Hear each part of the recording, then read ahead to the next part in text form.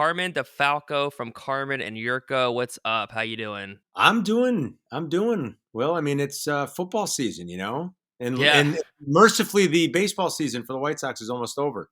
It's been a rough go, so yeah, all's pretty good. Even though the 2-2 Bears don't instill and inspire much confidence right now. It's football season. It's the fall. It's good stuff. exactly. Yeah. I mean, you said it. Whether it's the White Sox or the Bears, we'll dive in and we'll start with the Bears. I was listening to the show yesterday. Actually, I was listening to it earlier today from yesterday.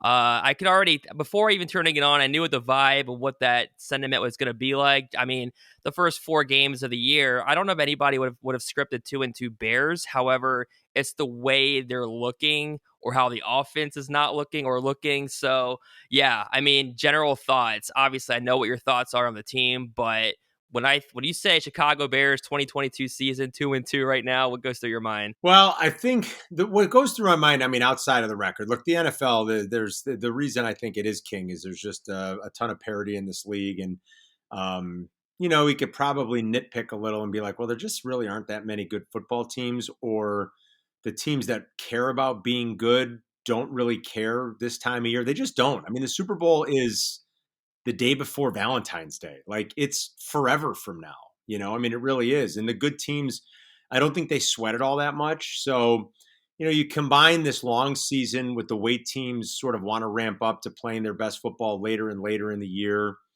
going forward. I don't think that's a trend I don't think that's a trend that's going away. You put all that with a lot of parity and a lot of the turnover that happens in the league, and you get this uber successful league because fan bases usually feel like their team is in it. Things change rapidly from year to year. The games this year specifically have been closer than ever. I mean, three is for gambling purposes. You might hear gamblers talk often about why three is such an important number. 3 and 7 are key numbers. 3, 6, and 7 are key numbers. Well, three is historically the number that most NFL games end on. And if you went back and looked at all the data worth the 100 years worth of football, you're going to find that I don't have it off the top of my head. I want to say it's maybe 18 or maybe 22%, something like that. Roughly 1 in 5 games is going to end at three. And that's why you see a lot of those lines set for that specific reasons. And gamblers are always mindful of 2.5 and 3.5 because NFL games, more often than not, compared to all the other numbers, are going to end on three. This year, the 3 and 6s, well, it's like, I mean, it's never happened at a higher rate through the first 4 weeks of a season ever than it has this year.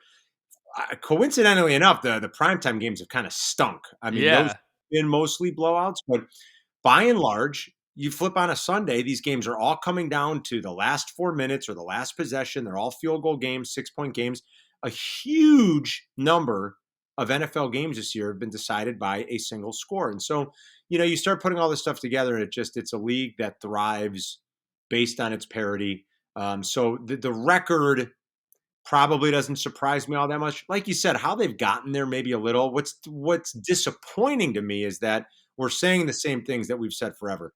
This is a broken offense. There's really no way to sugarcoat that. Yeah, no, exactly. Yeah, before we get into the Bears and Field specifically, like you were saying, it has been like parody. I mean, I feel like maybe we say this every year, but it does feel like this year there's just been so many random outcomes and games and I mean, Miami looks good, although I don't know about the Tua situation obviously going forward, but they beat Buffalo last, before this past weekend and Baltimore almost knocked Buffalo off again, and then I'm trying to think of all these other games.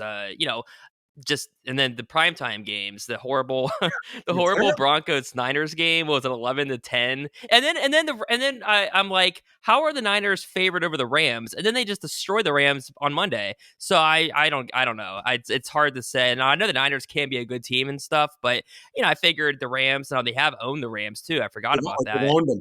You nailed it. Yeah, it's like 7 or 8 in a row or something, so I guess I forgot about that, but still, I'm thinking but then again, I'm like, well, maybe the Rams have maybe that Super Bowl Yep. not really a hangover, but you know what I'm saying, so, A little bit. I think they're one of the teams too that they've got major offensive issues right now. They just do that, and I don't think they're worried. I think they're one of yeah. those teams that probably isn't all that worried, that they know, or at least they assume they'll get a little healthier on their offensive line. Who knows? Maybe they're back in play come December for Odell. I mean, maybe Yeah. Odell goes right back to them, and and that's just what we're talking about. Like the Rams, for all intents and purposes, could look a lot different come January 4th than they do on October 4th, and we might be saying, "Wow, they look like a good bet to repeat." You don't know, and I think that's the important thing to remember about the NFL right now. I think the Buccaneers too have looked kind of, Absolutely, and I 100%. mean, and of course now I'm automatically just like, well, it's still Brady and he's 45, but it's still Brady, and they may not be a Super Bowl contender necessarily, but they're gonna be there, and they're in a bad division. And now we hear the divorce rumors flying with Brady, so maybe he was kind of distracted, and maybe he's gonna feel, I feel like now the NFL's on notice now because it's out there, and now he's just gonna be like, all right, screw it. The Bears though, 2-2, but like you said, the offense, same story every year basically. Is there anything that you have seen, not necessarily from Fields and the offense, but just Eberflus and polls and just maybe anything that kind of gives you, I know it's like also early in the fact that Fields is what, a year and a half, I guess, sort of Yeah, into his career. yeah. But still, I mean, you're kind of comparing it to other quarterbacks, whether it's Trevor Lawrence or Herbert in the past or whoever. Not saying he's going to be those guys, but you want to see the development, like Trevor Lawrence has shown already this season under a second year or a new coaching staff as well in his second year. Yeah, I mean, the one thing I will say that I don't like so far is that, and maybe somewhat predictably, Matt Eberflus appears to be a very conservative head coach, and I just don't think that plays well anymore in the NFL. I don't like the, punt it and pin him deep. And I mean, it's, punting from nearly midfield the other day when, what exactly do you have to lose right now? Like Matt Eberflus will never be safer in his job than he is right now. This is a totally new Yeah. regime, a rebuilding franchise. Like he will never be safer. What are you punting for exactly? You want to, first of all, I don't know how you flip the field when you're at midfield. I've never heard that before. He used the term flip the field. You were at midfield. I don't know what you're flipping exactly. Maybe he just misspoke. He didn't mean that. But uh, the idea that now, well, let's just pin him deep and, why? Why not see if your young quarterback and your offense can actually start to figure some things out? Why not go? Why, when you're down in the red zone on 3rd and 5, are you running a run play and then not going for it on 4th down? Like, who does that? You run on 3rd down in a situation like that if you've made up your mind that you're going to go for it on 4th and short, on 4th down. To run a running play on 3rd and 5 inside the 10-yard line and then kick a field goal like that's awful. I mean, I'm sorry. That is old school, old world, old mentality football. You are getting nowhere Yeah. if that is your philosophy, and it's going to matter if they ever do get good, and games are going to matter more, and wins and losses are going to matter more. You're getting nowhere over a season playing football that way, and so Yeah. those are keeping 3 timeouts in your pocket 2 games ago against the Houston Texans. What are you Yeah. afraid of? Right. I mean, like, honestly, what could you possibly be afraid of at home in week 3 when you have ultimate job security and you're playing the Texans? Yeah. It, it's Yeah. it's it's terrible. It's an absolutely terrible look, and I'm just worried that whether they're good, bad, whether Patrick Mahomes is their quarterback or not, like this is Matt Eberflus is one of these old school defensive. We've got to play conservative, and we've got to, we don't like analytics, and it's that's to me that's a little troubling, and it's a bad look early on. And it's in Justin Fields. So this is through week 4. He's 34 for 67, 471 yards, 2 touchdowns, 4 interceptions. So obviously, we know they don't like to throw apparently. And I get like maybe it's they're trying to protect him. They don't want him to get knocked down, hit, whatever. But how are you going to know what he can do if you don't let him throw? Like, what do they have to lose, right? I mean, I get they're trying to be competitive and maybe win games while they can and use the running or the defense or whatever. But I mean, you got to be able to throw the ball or know that you can, or if you Yeah, can't, then you know. I mean, it's easy for us to say, but it makes sense. It's just logical, right? To I say think they, like yeah. you got to take the training wheels off at some They point. got yeah, I agree. They got to cut him loose at some point. I mean, yeah, this is a big sort of evaluation year for what you have in the quarterback, and only allowing him to throw the ball 15 or 20 times a game. Yeah, I don't know that it's doing anybody justice, to be honest. And so what? You can win an extra game here or there. Or They're not a playoff team. I mean, they're, Yeah. well, I don't care how much parity there is in the league, and there's a lot of it. And the Bears might end up with 7 or 8 wins. They're not a serious playoff threat or a playoff team. They're just not. They don't have the roster for it. Yeah. Everything they did in the offseason is kind of led us to this point and told you that they believe that they're sort of in a transition rebuilding year, whether they want to use the term or not. So, Yeah. yeah, I just don't think it's you're doing any justice to anyone in that offense right now, and not to Justin. I mean, you got to see sink or swim time. I mean, let's see him cut it loose a little. Let's see how he responds. Let's see if you put a little bit more on his plate, how he does with that, because you should be in a very serious evaluation process of your quarterback, and letting him throw the ball 15 times a game is going to get you nowhere. Yeah, I mean, would you rather take 8 wins, but the offense sputters, or would you rather win, let's say you lose 15 games, but you see major strides from Fields and he's putting up 25, 30 points. It's like, okay, you feel a little bit better knowing like, hey, this guy is at least doing something, showing something. But right now it just looks horrible. And I mean, and also the play calling. Like, are you where do you fall in the play calling? And obviously they need to throw more, but do you Yeah, feel other yeah, than being more aggressive in certain spots and throwing the yeah, ball more, I mean, I don't have too much of an issue. I really don't. I can't nitpick too many things so far, and it's a 4 game sample, so it's not huge. But yeah, in terms of, I like motion and play action. I think more and more as we learn the way the modern NFL sort of operates and the way passing offenses have evolved, and you've got a pretty good sample now going back 6 7 years of a lot of good EPA per play data, and most of it points to the offenses that function highest have a lot of pre-snap motion and a lot of play action. We've learned more than ever that the old school thinking that you have to have a good running game to have a successful play action, that is very old school conventional wisdom that just doesn't the data doesn't tell you that. The data yeah, tells you anybody can be effective running play action if you just commit to it and run it. And so I'm a big believer in, use a lot of motion, try to get the defense to tip its hand as much as you can. Now, hopefully you have a quarterback that understands what he's looking at. yeah, That's a big piece of it, obviously, but run a lot of pre-snap. You watch it in Kansas City Chiefs game and track how many plays don't have motion. You could probably use one hand. You might need 3 digits if you charted 75 plays that they run a game where they don't have motion. And there's a reason they're doing that. There's a reason they use a lot of play action. The Bears have actually used a fair amount of play action, so that's good. So I'm a big believer in those two things. I think that they are great indicators of how efficient and how successful an offense, especially in big samples, is ultimately going to be. So, and I think we've seen it, a little bit, and just throw it more, do more of it. I guess I don't know that I can be overly critical of play calling, other than just the general conservative nature of it right now. yeah, yeah. How do you like polls? I mean, I know Chris Black was saying on Monday night's Black and Abdallah that he thought on Sunday polls he had the worst day of anybody affiliated with the Bears because of just certain things, players that he drafted, brought in, had bad, plays and this and that. That could be a one day, it doesn't mean that the future is going to be horrible, but how do you overall think about polls and kind of the regime there? And I could see why you say that after Sunday's game. I mean, Bayless is back for his first game, and he had the muff punt that came at a brutal time. Kyler Gordon got burned again. By the way, they're throwing Kyler Gordon to the Wolves. I mean, they don't want to throw Justin Fields. I mean, they're like, no, Kyler, you're going to go learn. I mean, I wish they would do, and that could benefit him. He could be great 2 years from now, Kyler Yeah, Gordon. I wish they do a little more of that with Fields. I mean, they've completely thrown him to the Wolves. yeah, So you're very willing to develop your guy there. I don't know, but so I could see that because Kyler had a rough game. Brisker had a real rough first half. Lucas Patrick, when they moved him over to guard, that was their guy. That didn't look so good.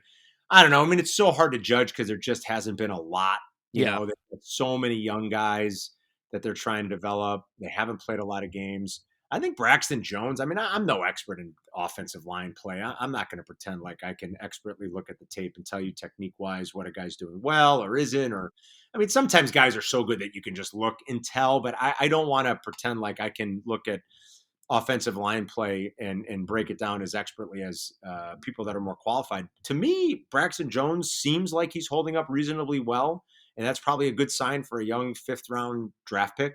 that again they've thrown out there and said, "You're our guy. You're go protect our quarterback's blind side." So I think that's a good sign.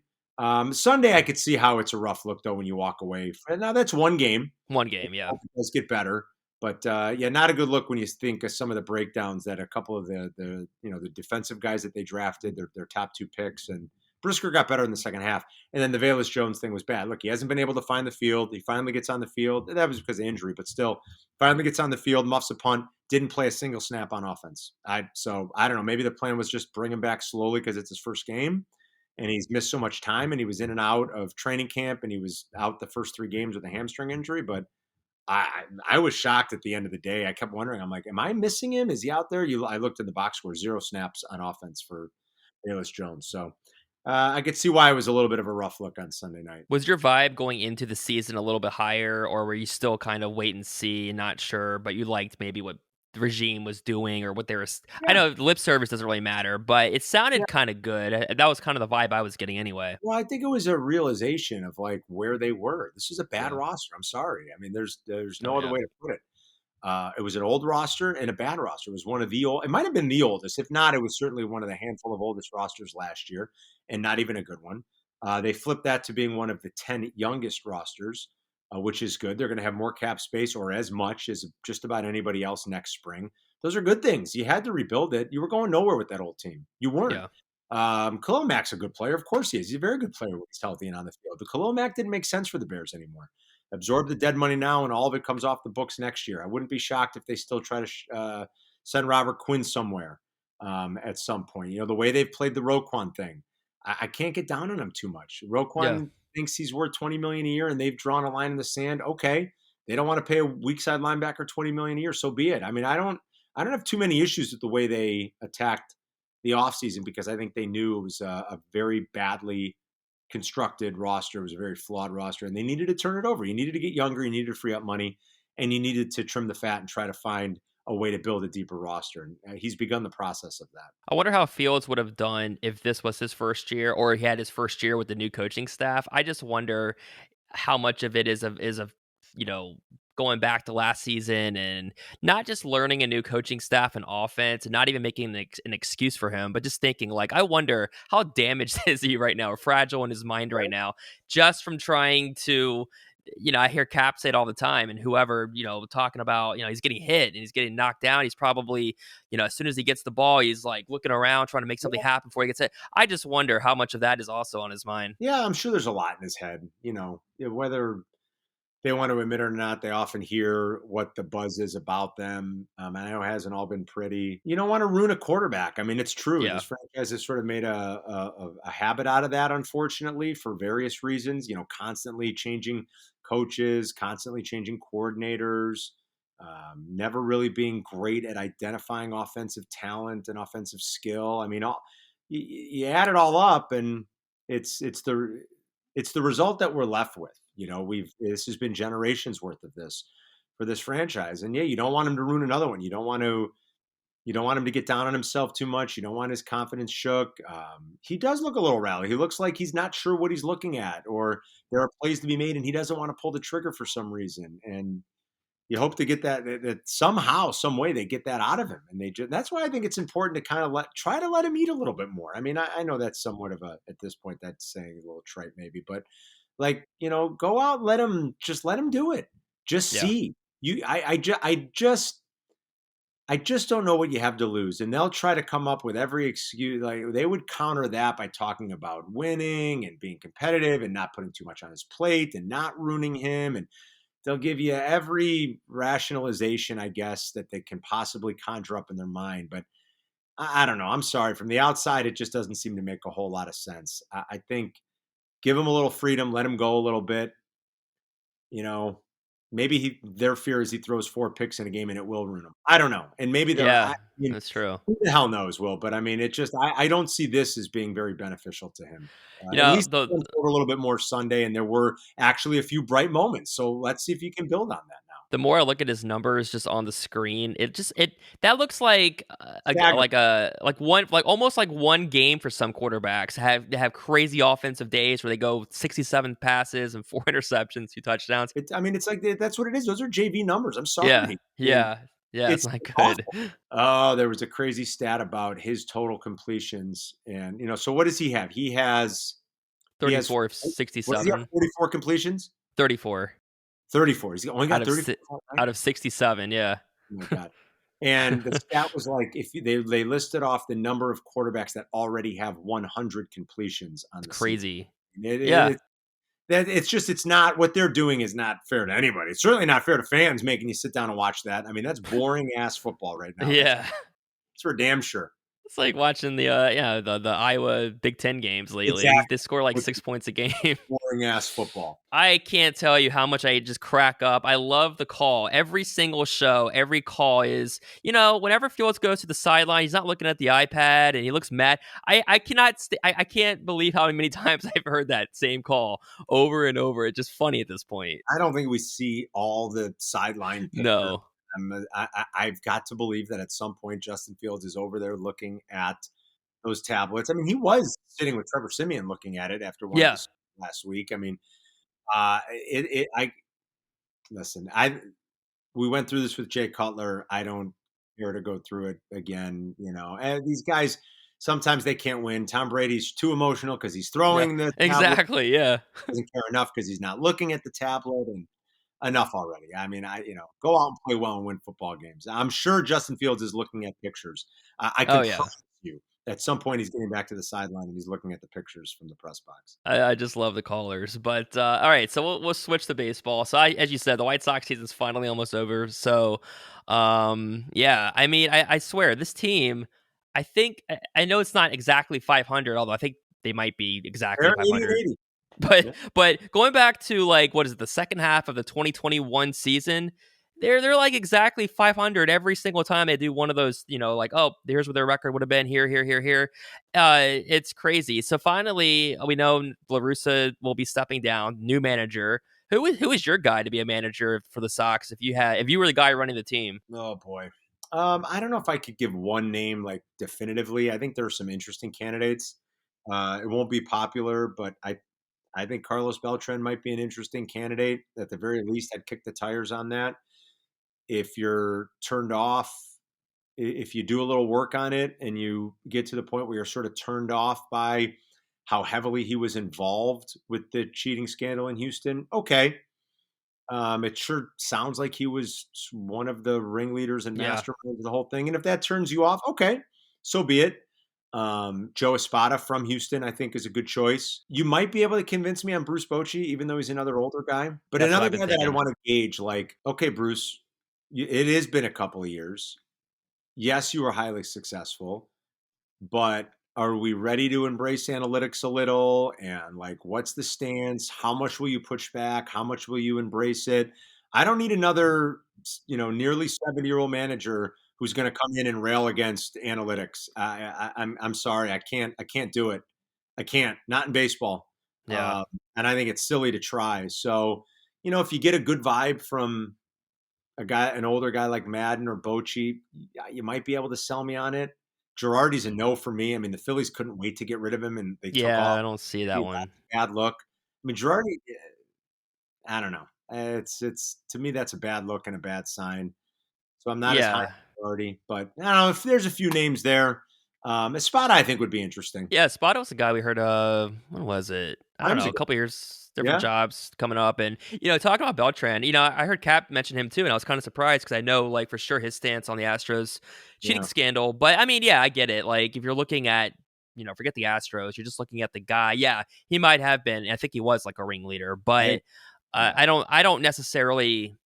I don't think I would personally blackball Beltran and be like, nope, never again. I get why the Mets got rid of him right in the middle of it when that whole thing came out. But, AJ Hinch is back. He's in Detroit. Alex Cora, he got that was kind of funny to me that they fired him and then they brought him back as soon as possible, essentially like a year later. And he's on the hot seat, I think, too. But yeah, so guys are already, they've been back in the game since these scandals have yeah, broken out. So Beltran can make sense. He's young. He was the he was the Mets manager for 5 minutes before all that broke out. Who knows how he would have done? Yeah. So the Sox, yeah. I mean, this team, I don't know what. Well, the La Russa thing is one angle of it, but I don't put it all on that because everybody just they couldn't hit for power. There was so many injuries. I mean, it was just a collective failure really across the board. Did you ever? I mean, I think we all kind of thought, at least by the All Star break, like, okay, they're going to get on a roll here at some point, and it just never. It was kind of too little, too late by the time they got on that run back in September, or what was it, August, September, when Laristo was away in Cairo. When they had lost the 10 out of 12 in mid-August, and then then Tony's last game I think was August 30th, and after that they hit it a little bit and made it close again. But when they lost those 10 out of 12 in mid-August, I think that was it. That's when I probably believed up until that point. You're right. Like even after the All-Star break, even a month after, I was. I mean, it seemed like they were going to get in. Eventually it was going to click. And then they lost 10 out of 12. And I thought, in the Indians, excuse me, the Guardians started playing well. And I'm like, you know what? That's it. I had a couple of futures tickets. I cashed them out. I'm like, that's it. They're done. And they kind of teased us all again a little bit, but I never really felt great about it. After that little swoon there in the middle of August, I was like, they just don't have it. They just don't. The vibe all around them, it was just awful, from the manager to, like you said, all the injuries, all the silly little mistakes that they made Yeah. game in and game out. They're a terrible base running team. They're a terrible defensive team, and I mean terrible. What they trotted out there, their corner outfields this year, and it's not even fair. Like, I don't want to rip Gavin Sheets and Andrew Right. Vaughn much. That's not on them. This is your front office that has decided, well, this is what we'll do. This is our plan. Two guys that haven't played the outfield since they were in Little League. Right. That's it's not fair to them.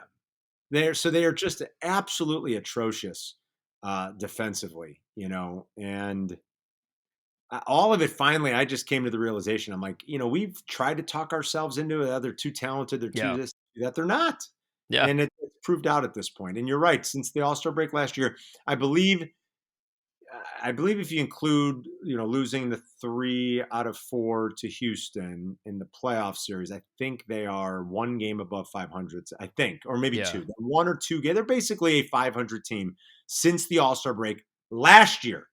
That's what they are since Yeah. All-Star break 2021. They're just a 500 baseball team. Yeah, we kept hearing like they're too talented. It kind of sounds like the old Cubs. Oh, they're too good to not hit. They're not, but it was the same thing over and over. And finally, it was like, you know what? Maybe we're just overvaluing or overrating what we thought this team was, just because they showed it before. Now, obviously, the Cubs won it all in 16, and the Sox at least got to the playoffs. There's the shortened year and then last year, but yeah. So, would you, if you were again, if you were the guy running the team, is there any kind of shakeup or trade or like, isn't Abreu a free agent to be? Like, would you there's gotta be Yeah. some kind of bold move you would think that would happen for that team. I don't know. I don't know how, and God bless Abreu. I mean, but I don't know how Yeah. you bring him back with the redundancy you have with the type of at that position, type of hitter. He's getting older and power really dried up this year. I mean, he's still an impactful offensive player in a lot of ways, but at 30, what's he listed at 34? He's probably really like 36. I mean,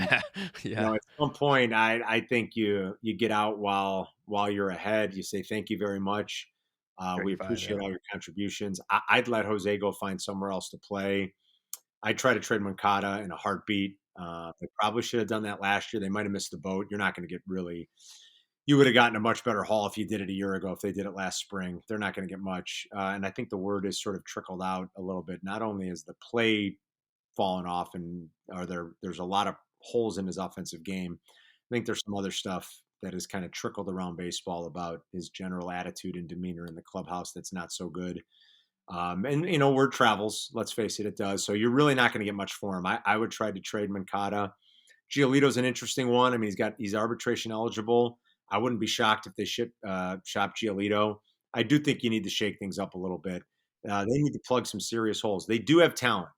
There are some young, talented, cost control players on this team, but they're not like one or two small moves away from really being a serious threat. Like, I think you need a new third baseman. I think you need a catcher. I think you need another starter. You need two corner outfielders. I mean, these aren't like little tiny things. Like, they've got some work to do for a team that we expect to still be competitive and good. And yes, they've got some intriguing young talent, or some intriguing talent. I don't know. We can't keep calling them young forever. They've got some talent. there's a lot of work. There's a lot of work to fill some pretty gaping holes in that roster. Yeah, it's crazy when you think about the fact that the Cubs had a better second half record than the White Yeah, Sox. they're going to finish with like 5 or 6 fewer wins. I mean, think about that. Yeah, Cubs yeah, are they're gonna have right. 6 or 7 fewer wins than the White Sox. That's it. Which is crazy. Before I let you go, have you been enamored with the whole Aaron Judge pursuit of the AL, at least the AL record of 62, or is it? Are you kind of into it, or not even caring really? No, I mean I have been a little bit. I especially was Yeah. when he hit 61. I just think he's had a phenomenal offensive season that should be Oh coming. yeah. I mean I watch a lot of baseball anyway, and I enjoy it very much. So I think it's been I wouldn't say like the chase has been so much fun. I mean it's historic in the context of it's been that long since anybody in the American League hit that many home runs, which I think Right. is cool. I'm just more in awe of his offensive season. I mean, Oh, Triple Crown type. Yeah. it's incredible. I Yeah. mean, I did recently. I told Yurko about it on the air recently. I went back. We looked all the way back to 1950, and I think he's gonna have only like I want to say the 12th or 15th season since 1950 where a guy is going to have an OPS plus north of 200. I mean, Mike Trout's never even had an OPS plus season north of 200. He got close. In fairness to Trout, he did have a 198 a couple of years ago. 200 is just, and the guys on that list, Yeah. Mickey Mantle, Ted Williams, probably not a Joe DiMaggio season because I think I cut it off in 1950, and I don't think he had one of those seasons after 1950. But it's like Frank Robinson, Mickey Mantle. I think George Brett may have had one, but I mean, it's when you look at the list, it's like this who's who, and you realize how rare it is. Bonds had a bunch. We can, Yeah. debate all you want about Right. how much that counts or not. Bonds had like 5 of them, early 2000s, obviously. But to have that kind of a number, that be, to be 100% better than the average player in your league is just, it's rare. It doesn't happen that often. You combine the home runs and the slash line and Oh yeah. the runs scored, and then this ridiculous OPS plus, and an offense that Stanton, quite frankly, has been terrible, and he's been hurt. Rizzo was hurt for a long time. LeMahieu missed time. I mean, he was the only guy in that offense for a Oh, little while. yeah, and that's why the fact that you just read, the injury, everyone was injured, the team was scuffling, Yeah, and he was literally the same guy, and that's why I think he's going to win the MVP. Although Otani would be the MVP in any other year that you don't have Aaron Judge going for the Triple Crown, home run records and all this stuff. yeah. I mean, it's been a remarkable offensive. I think he's north of 10 wins too. At least last check he Yeah, was. I mean, a he's 10 hitting, win pitching, season. it's crazy. Like it's pretty incredible. And you got to love the story of him doing it in a free agent year. Now, the Oh, interesting thing this offseason is going to be who wants to pay him, because that's I would be very worried because it's a cautionary tale everywhere you look with yes. 30-year, plus 30-year-old power hitters. It's like, oof, they don't age well. So Exactly. And I mean, it's awesome that he bet on himself and just doubled his offer basically. But like you said, who's going to pay? Someone will, but it somebody will. doesn't always work out well. And then Otani's going to be a free agent in a couple years. I can't wait to Yeah. see what happens there. But man, this went fast, but always fun chatting with you. Glad we were able to catch up and chat a little NFL, Bears, baseball. It kind of seems like the same new year, same storylines for the most I part. know. It does, doesn't it? I'm sick of it. Yep. Very, very. It's like a recurring nightmare.